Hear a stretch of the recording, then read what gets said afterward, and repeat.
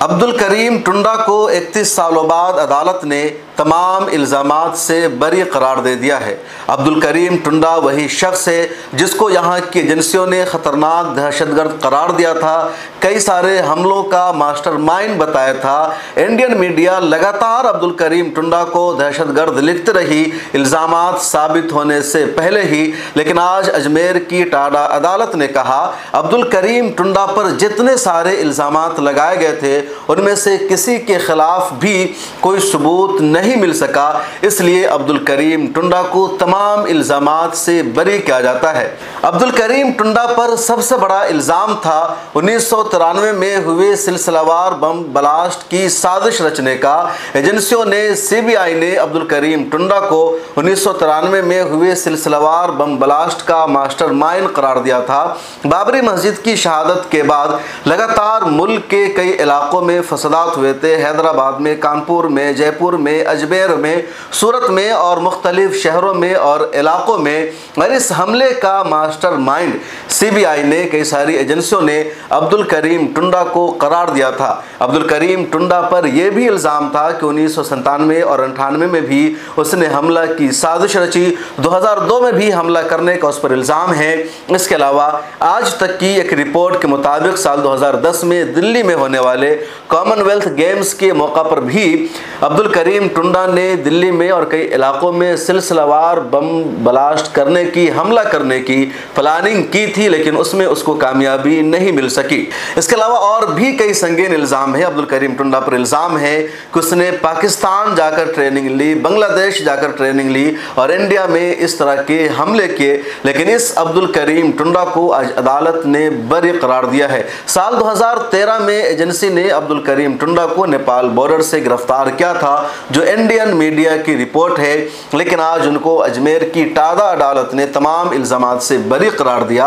अदालत ने अपने तबसरा में कहा कि अब्दुल करीम टुंडा के खिलाफ दहशतगर्दाना हमले का, किसी के कत्ल का, मुल्क के खिलाफ साजिश रचने का, सलामती उमूर को नुकसान पहुंचाने का कोई भी इल्ज़ाम साबित नहीं हो सका है। अब्दुल करीम पर इल्ज़ाम लगाया गया था 1993 के हमलों की साजिश रचने का, मुल्क के मुख्तलिफ इलाकों में बम ब्लास्ट कराने का, लेकिन उसका कोई भी सबूत नहीं मिल सका है।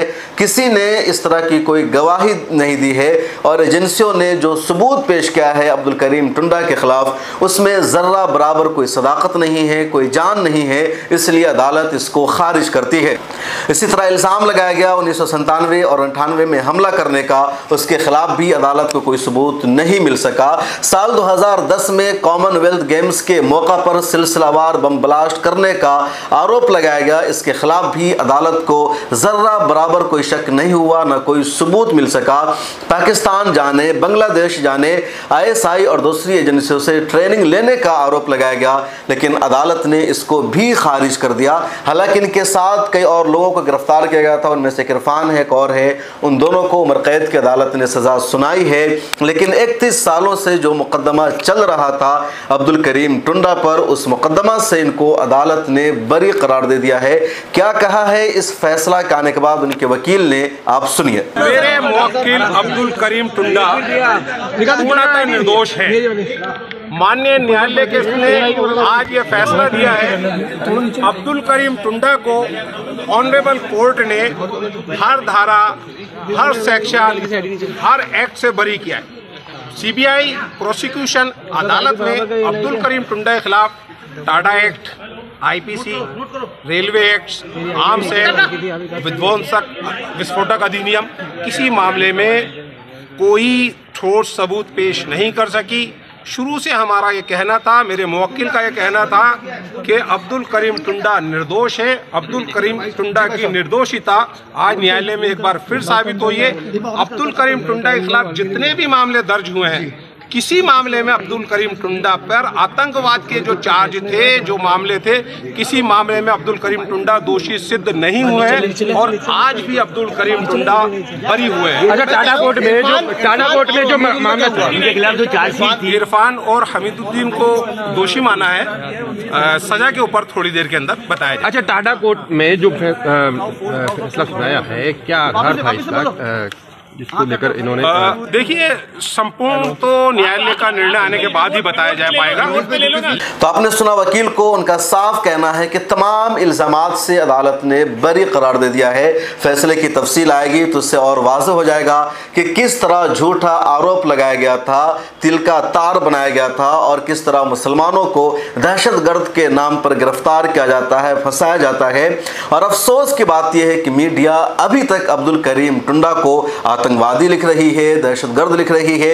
उनका जो इंट्रोडक्शन दिया जा रहा है तो उसमें बताया जा रहा है कि बहुत बड़े दहशतगर्द थे, जबकि जब इल्ज़ामात साबित नहीं हो सके, हालांकि इल्ज़ाम लगाते वक्त भी दहशतगर्द कहने का राइट नहीं है। आइए जानते हैं कि अब्दुल करीम टुंडा कौन थे। अब्दुल करीम टुंडा का जन्म दिल्ली के दरियागंज इलाके में हुआ था। उनके वालिद कारपेंटर थे और इन्होंने भी शुरू में यही काम किया। गाज़ियाबाद में पिलखुआ, जो इनका आबाई वतन था, आबाई गांव था, वहाँ इन्होंने काम करना शुरू किया। उसके बाद ये सिविल सोसाइटी में आ गए, अपनी एक्टिविटी दिखाई और एक तंजीम कायम की, इस्लाहुल मुस्लिमीन, और उसके ज़रिए इन्होंने मुसलमानों में इस्लाह का काम करना शुरू किया। इस्लाह माशरा पर, तफ़हीम शरियत जैसे उमूर पर इन्होंने तवज्जो दी। मुंबई चले गए, वहाँ इन्होंने काम करना शुरू किया और फिर जब 93 में बम ब्लास्ट हुए, मुल्क के हालात ख़राब हुए, तो सीधे सीधे इल्ज़ाम अब्दुल करीम टुंडा पर लगा दिया गया। 2013 में पुलिस प्रशासन ने इनको गिरफ्तार कर लिया। सख्त इल्ज़ाम था, लेकिन अब अदालत से इनको बरी कर दिया गया है। इनकी एक पुरानी तस्वीर जो अब तक थी और अब ये जब जेल से आए हैं तो देखिए इनकी क्या हालत बन चुकी है। और ज़िंदगी के 63 साल तकरीबन इनके बर्बाद हो गए, यानी 31 सालों से तो ये कुछ कर ही नहीं सके और उससे पहले जो इन्होंने किया बस वही इनका कुछ था। किस तरह ज़िंदगी बर्बाद की जाती है और 31 साल तक कैसे इनकी हालत बनाई गई, उसको आप देख सकते हैं विजुअल में। बहरहाल अब्दुल करीम टुंडा को अब दहशतगर्दी के तमाम इल्ज़ामात और आरोपों से बरात मिल चुकी है। अब वो दहशतगर्द नहीं है, लेकिन सवाल यह है कि उन पर दहशतगर्दी का इल्ज़ाम लगाने वाले एजेंसियों के साथ क्या होगा। क्या जिन मीडिया हाउसेस ने लगातार अब्दुल करीम टुंडा को दहशतगर्द लिखा है और अभी तक आतंकवादी लिखा जा रहा है, क्या इनके खिलाफ एक्शन होगा? क्या किसी को जब मुलजिम बनाया जाता है तो मुलजिम को दहशतगर्द लिखने का, दहशतगर्द करार देने का हक़ है? इनके खिलाफ क्यों एक्शन नहीं लिया जाता है?